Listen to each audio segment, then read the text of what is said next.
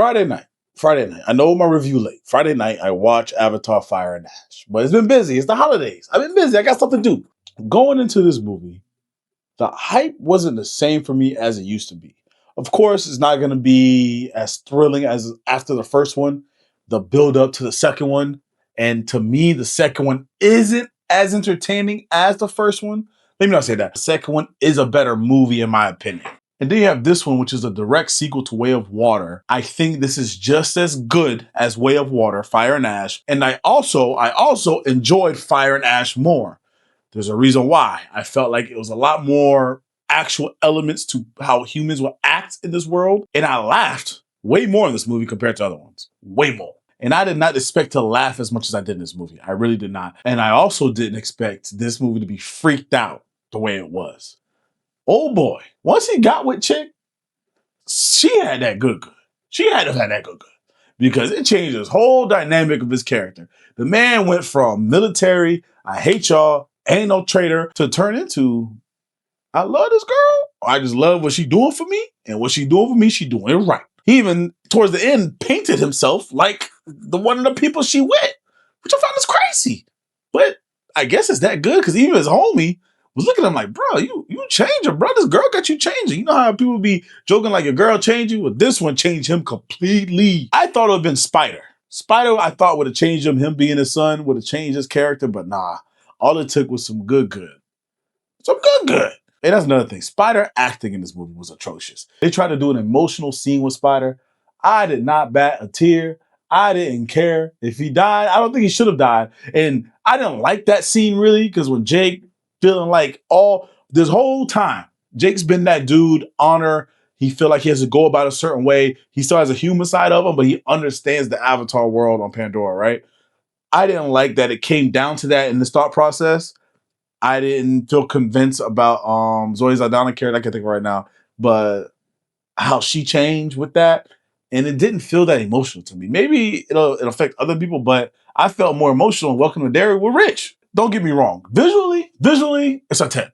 I mean, now in today's world, you know it's fake, but it's hard to tell what's fake, what's blue screen at the same time, right? Because some set pieces are real with the CGI. And Spider's real, of course, because he's human. But the fact that you have to take a step back and really look at it and tell what's real and fake, I love that. I mean, it's James Cameron. He does great work. I did enjoy this movie more, but I have it rated lower than Way of Water because my excitement level was lower. I gave Way of Water an 8.5. Avatar 1's a 9.5 to me. This one's, I'm at a 7.5. It's a very good film, but I was let down because I thought the Fire and Ash people, I thought we were going to dwell more into different groups because in Way of Water, the Water Tribe people, they were really part of water. They could breathe longer. They got different genetics, kind of, but they still Avatar people, but they're a little different. In the end, the Fire and Ash people, I thought they'd been immune to fire or something like that. Or they live in a volcano, fight in the volcano. We would have got a set piece of everybody fighting in a volcano rather than back to the Water Tribe people. I get it's direct sequel, but you're giving me an amazing world. You're giving me more set pieces in this whole thing. I thought we would have got something more fire related, not just people who are ashy. They need lotion, that like to use fire. But the movie's enjoyable. If you like this more than the other two, I get it, especially if you like Way of Water more than one. But to me, I might have enjoyed it more, but I don't think it's a better movie. Do I think it's going to make $2 billion. I don't think it's going to make $3 billion. I don't think it should make $3 billion, but it is an amazing movie to watch. I just think with the story being very basic, very simple, it could have been better, but it doesn't mean it's bad.